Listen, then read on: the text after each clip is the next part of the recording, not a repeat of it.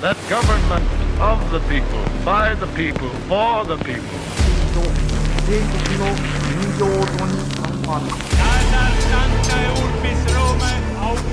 Да здравствует мир между народами. Урд минь Монголын уудам хад, хойно минь Монголын хүчрхэг их мордчлог байваа. Олон түүхчид дэлхийн 1-р дайны дараагаар империализмын эрен үе мөксөн гэж үздэг. Гэтэл сүүлийн жилүүдэд зарим судлаачид империализм мөхөөгүй бөгөөд ердөө л дүрээ сольсон хэмээн үзэх болсон. Тэдгээр судлаачдын үзэж буйгаар хуучин цагт империализм нь цэрэг айрам Дзержинскийн хүчээр өөрийн нөлөөгөө тогтоодог байсан бол өнөөдөр харин олон улсын санхүүгийн зах зээл, медиа, хиймэл оюун ухаанаар эзлэн түрэмгийллэн хэрэгжүүлж байна гэж үзэж байгаа юм. Үнэхээр ч 21-р зуунд дэлхийн ертөнцийн маш хурдтайгаар хувьсан өөрчлөгдөж байгаа. 20-р зууны хамгийн үнэтэй баялаг газрын тусны оронд дата илүү чухал байр суурь эзлэх болж колони улсуудын оронд хэрэглэгчид өгөөжөө өгч харин эзэн хаадуудын оронд үндэстэн дамнсан корпорациуд гарч ирэв. Иймээс эзэнт гүрний эрен үе дуусаагүй гэсэн үг. Харин эзэнт гүрэн дахин мэдлэгтэй энэ удаа хэл хязгааргүйгээр хаа сайгүй орших болов. Нэгэн цагт дэлхийн газрын зургийг Британи, Франц, Испани зэрэг эзэнт гүрнүүд зурж байсан бол өнөөдөр BlackRock, Google, Amazon, Tencent зэрэг корпорациуд дэлхийн эдийн засгийг хуваан захирч байна. Өмнөх цагт боолууд хөлдөө гинжтэй явдаг байсан бол өнөө цагт өр зээл хэрэглээ хамаарлын гүн гинжинд ороогджээ. Манай өнөөдрийн дугаараар дэлхийн номер 1 урамлын гаралтай эм үйлдвэрлэгч Himalaya брэндийн Tentex Royal хэмээх энд харагдаж байгаа бүтээгдэхүүн хамтран ажиллаж байна. Энэ бүтээгдэхүүн нь нэр бэлгийн даавар буюу тестостероны хэмжээг нэмэгдүүлж, цусны эргэлт болон эрч хүчийг давхар нэмснээр эрчүүдийн бэлгийн чадварыг сайжруулах үйлчилгээтэй урамлын гаралтай шилдэг бүтээгдэхүүн юм а. Та бүхэн доор сэтгэгдэл хэсэгт харагдаж буй линкээр орж дэлгэнгүй мэдээлэл авч мөн шууд холбогдох боломжтой. 19-р зууны дэлхийн газрын зураг дээр улс орнууд ерөнхийдөө хэд хэдэн өнгөнд хуваагдаж эхэлсэн. Британий эзэнт гүрэн ба түүний колониуд улаан өнгөөр тэмдэглэгдэж, Францын харин цэнхэр, Португал ногоон, Голланд харин шар өнгөөр дэлхийг будаж байв. Хамгийн гол нь энэ өнгө нь ердийн нэг өнгө бус, харин колоничлалын цар хүрээ, эдийн засгийн ноёрхлын өнгө байсан. 19-р зууны Европ төвд аж үйлдвэрийн хувьсгал эрчимтэй явагдаж, массын үйлдвэрлэл асар хурдтайгаар хүчийг авсан. Гэвч аж үйлдвэрлэлийн дагаад бүтээгдэхүүний түүхийн эд болон зах зээлийн шинэ эрэлт бий болов. Үйлдвэрлэгч орнууд хямд түүхийн эд болон бүтээгдэхүүнүүдээ зарж ашиг олох шинэ зах зээлийг хайж эхэлсэн. Ердөө энэ хоёр шалтгаан нь Европын их гүрнүүдийн дайн тулаан хийх, бусдыг колончлох шалтгаан болон хувирав. Британий эзэнт гүрний хувьд тэд энэтхэгийг хамгийн том автан үнэ болон хувиргасан. Тэд энэтхээс хөвөн, давс, цай, опиум зэргийг зогсоо зайгүй Британий ард руу зөөж, харин буцаагаад өндөр үнэтэй үйлдвэрийн бараанууд буюу эцсийн бүтээгдэхүүнүүдээ энэтхэгт гаргаж асар их ашиг олж байв. Энэтхэг улс нь нэгэн цагт асар их эдийн засагт дэлхийн баялагын 25 орчим хувийг эзлэж байсан ч 19-р зууны төгсгөл гэхэд ердөө л нэг ядуу колони улс болон хувирсан. Харин Францын хувьд тэд Алжир, Вьетнам, Сенегал зэрэг колониудыг соёл иргэншилт хөтлөх нэрээр газрын баялаг болон хүн ардынх нь хөдөлмөрийг ховгсорч байв. Тэд шашин боловсрол гэх нэрийн дор соёлыг экспортлож буй мэтээр улс орнуудын шим шүүсийг тултлан сорж байв. Харин Бельгийн колони байсан Конго улсын хувьд колончлалын эрен үеийн хамгийн алдартай жишээ. Бельгийн 2-р Леопольд хаан Африкийн Конгог өөрийн хувийн өмч болгон хувиргаж, тэндээс алт зис их хэмжээгээр олборлож, мөн олон сая хүнийг туйлын харгисаар тамлаж, ирэмдэг зэрэмдэг болгосон түүх бий.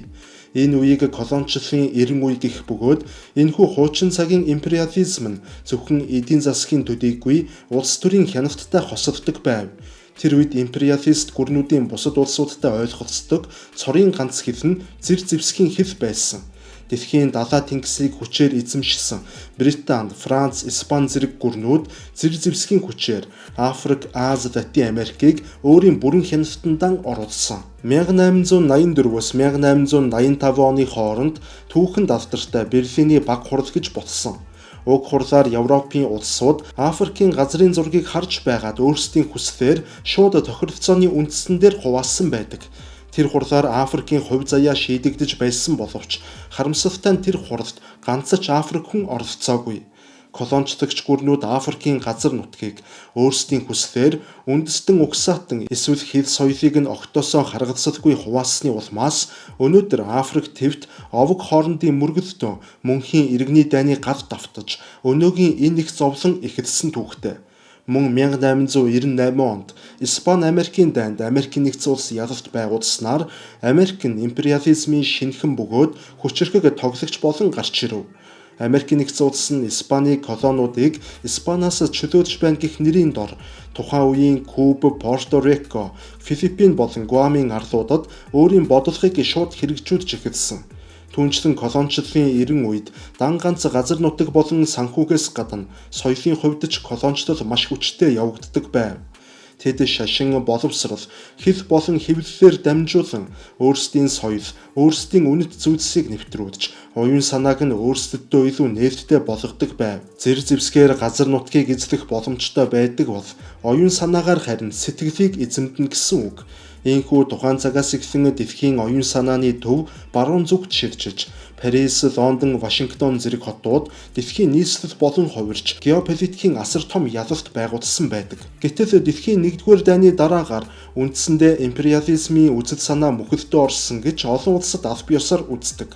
Улмаар дэлхийн 2-р дайны дараа дэлхийд дахинд цоо шинэ зөвшөлтслийн зэвсэг бий болсон нь олон улсын валютын сан болон дэлхийн банк зэрэг байгууллагууд байв. Эдгээр байгууллагуудын зорилго нь гадны улсуудын хөгжлийг дэмжих мэт боловч үнэн дээр бол колоничлалын илүү орчин үеийн арай хүнлэг хэлбэрт шилжүүлэх системийг бий болгосон юм. Эдгээр байгууллагуудаар дамжуулан хөгжиж буй орнуудад өндөр хүүтэй зээл олгох, тэдгээр зээлээ бүтээн байгуулалт гэх нэрийн дор ашиглуулна. Гэвч хамгийн гол гэрээнүүд нь тэдгээр мөнгнүүд эргээд барууны корпорациудад очдог гэрээнүүд байдаг. Зөвлөгөө өгсөн хуулийн фирм, тоног төхөөрөмж нийлүүлсэн корпорациуд, барилга бүтээн байгуулалтын компаниуд гэх мэтээр дийлэнхтэй гадны байгууллагуудаар ажиллаа хийх нөхцөлийг тулгасан байдаг. Энэ мэтээр зээл авсан талын шаардлагыг биелүүлж, тэдний тулгасан байгууллагуудтай ажиллаж эхэлснээр зээл авч буй улс өөрийн бие даасан байр суурийг алдахад хүрдэг.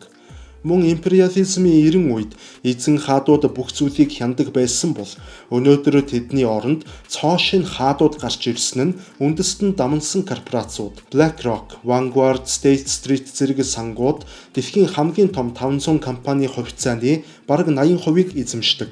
BlackRock гэхэд дангаараа 10 их $80 хөрөнгийг удирдах байна. Энэ нь Франц, Энэтхэг хоёрын дотоодын нийт бүтээгдэхүүний нийлүүлснээс ч их тоо юм. Тэдгээр сангууд ямар улсуудад хөрөнгө оруулах, ямар бодлогыг дэмжихийг шийддэг болсон. Улмаар тэд ганц шийдвэр гаргах төдийд бүхэл бүтэн улс орны валют, бирж, банкны систем хямрахад хүрдэг. Мөн өнөөдөр дэлхийн дахныг валютаар хянаж байна. Америкийн нэгдсэн улсын доллар дэлхийн төлбөр тооцооны үндсэн гол зэвсэг болон хувирсан. Долларын системийн нөлөөнд байдаг улс орнуудын төв банкуд, гадаад өр, импорт гээд бүгд Америкийн нэгдсэн улсын бодлогын нөлөөнөөс хамааралтай. Эвдэв хориг арга хэмжээ, SWIFT-ээс хасах, хөрөнгүүдийг зарцаах гэх мэт арга барилууд нь орчин үеийн цэрэггүй дайны нэгэн хэлбэр болоод удаж байна. Оросын холбооны улс, Иран, Венесуэл, Хойд Солонгос зэрэг улсууд энэ бүх орчин үеийн дайны нөлөөг өнөө цагт өөрийн биеэр хамгийн ихээр мэдэрч байгаа улсууд. Мөн энэхүү орчин үеийн империализмын бодлогод хэвлэл мэдээллийн салбар асар том үүрэг гүйцэтгэх болсон.